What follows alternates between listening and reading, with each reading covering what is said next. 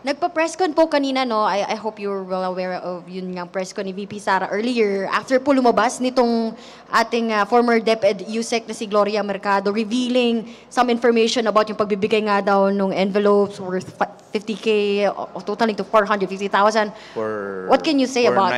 for 9 months. Yes, what can you say all about this po? Yung mga sagot din ni VP Sara and the sagot po ng Mercado. Well, may allegation si VP Sara na sinasabi niya parang disgruntled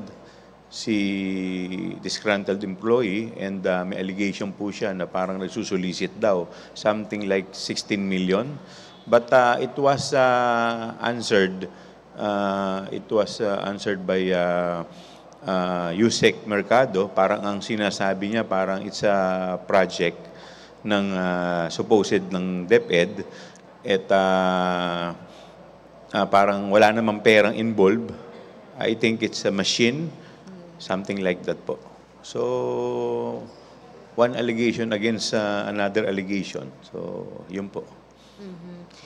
Sir, balikan ko lang din yung presentation nyo kanina kasi you mentioned this word plunder, no? Pandarambong. First time din namin narinig to ngayon sa pagdinig. Ano po ba, can you elaborate lang mostly po yung Well, because pahayag the nun? money involved here is not loose change. Hindi naman po bariyang pinag-uusapan dito. We are talking here of hundreds and hundreds of million peso na hindi po maipaliwanag kung paano po talaga nagamit. At kung makikita po natin dun sa mga line of questioning at sa mga answer, parang hindi po nagtutugma yung mga lumalabas, yung mga parang halimbawa po, yung mga medicine and food at saka yung mga purchase of supplies, parang lumalabas, parang parang buo. Bumili sila ng purchase of supplies worth, I think, 40 million. Meron pong 40 million, meron pong 35 million. Pero ang pinagtataka po namin bakit wala man lamang butal.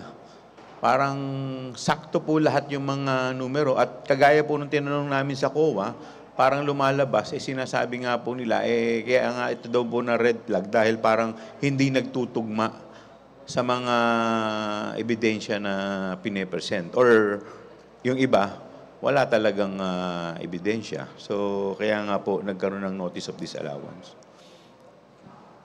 Sir, gaano ka-importante ngayon yung pag-attend ni Vice President? Kung gaano kahalaga na pumunta sana si VP Sara Duterte sa hearings, ngayong may allegation na ganito si former Yusek Mercado?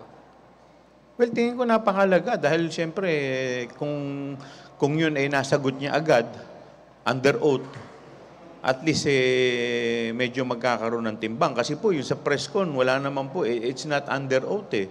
So, you can say anything you want.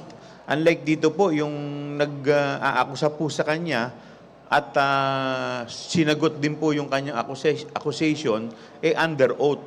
At nagsumiti pa po ito ng affidavit na notarize. So, kung siya po talaga ay nagsisinungaling, si Yusek Mercado, bakit naman po siya papayag na ito ay siya ay mag-under oath at saka ay notarize? And considering na sa totoo lang, yung edad niya, retirable na 65 na 40 years in service. Pinakita naman po yung naging credentials niya, pati academic background niya. In fact, din pa siya ng DAP o Development dito po sa may Tagaytay, kung hindi po ako nagkakamali. So medyo, kung titignan po natin yung dalawa, medyo ito kasi nanumpa So alam naman po niya yung magiging consequence nun kung siya po ay nagsisinungaling. Sir, kayo ba yung lumapit kay Yusek Mercado o siya po ba yung lumapit sa inyo? Paano po ba yung naging coordination? Paano niyo siya napagsalita? Well, actually, nandiyan na po siya kanina. So, meron pong nakipag-coordinate po siya sa isa sa mga miyembro ng committee. So, yun nga po. At nung pinakinggan po namin yung kanyang statement at may affidavit, talaga namang medyo nakakagulat din. Nakakagulat din po. Chair, ano pong ine-expect nyo in the next hearing? Meron pa ba kayong items, specific items na titingnan, i-explore? Ano pong aabangan namin in the next hearing? Actually, marami pa dahil may mga binanggit din si Yusek Mercado na mga personalities.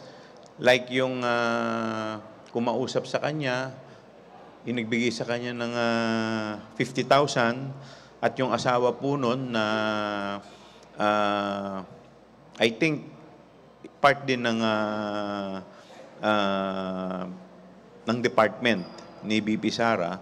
So, sinapina na po namin yon. So, let's see kung ano po yung mga maririnig natin sa kanilang mga pahayag. Saan po ito hahantong? Is this going to lead to prosecution, impeachment? Because, syempre, ang sinasabi ng iba, case build-up. That's what the committee or the House is doing. Pero sa inyo, ganang chairman, ito'y saan matatapos lang? Well, sa ngayon po, kasi ginagawa natin to in aid of legislation pa Diba? So, may mga nakikita na kami mga loopholes. Kagaya nga po ng binabanggit namin, lumalabas naman talaga na may mga departamento talaga na hindi talaga po pwedeng bigyan ng mga confidential fund So, sabi ko nga, nung nakausap ko kanina si Congressman Dan Fernandez, sabi ko, una sinasabi niya, dapat yung joint circular, ilimit. Pero ang sa akin pong paniniwala, dapat ang ilimit po yung ahensya o departamento na nakakatanggap po ng intelligence fund at confidential fund. Lalong-lalo na yung mga departamento at ahensya na wala namang kinalaman sa information gathering. Otherwise, magiging subject lamang ito sa abuse. Kasi kagaya po ng mga departamento, kagaya ng DepEd, Office of the Vice President, Office of the Vice Mayor, Office of the Provincial Vice Governor, yung mga yan wala naman po silang mandato to maintain peace and order. Ang talagang dapat meron yan, yung mga may mandato, halimbawa po yung mga kapulisan, Office of the President, yung mga local chief executive, yan, may mga mandato po yan, at doon po nila talaga gagamitin yung intelligence gathering. Samantalang dito po, wala. Nakikita po natin, pati yung purchase po ng mga supplies na wala naman pong connection, wala pong ebidensya na ito ay may connection sa intelligence gathering. Kasi yun po yung lumalabas sa circular. Dapat lahat ang mga paggamit dito may kinalaman sa intelligence gathering. So, legislation lang. It stops there. It will not be used for impeachment. Well, possibly. Meron pong, kasi palalim na po ng palalim yung ating investigasyon dito So, lahat naman po yan posible.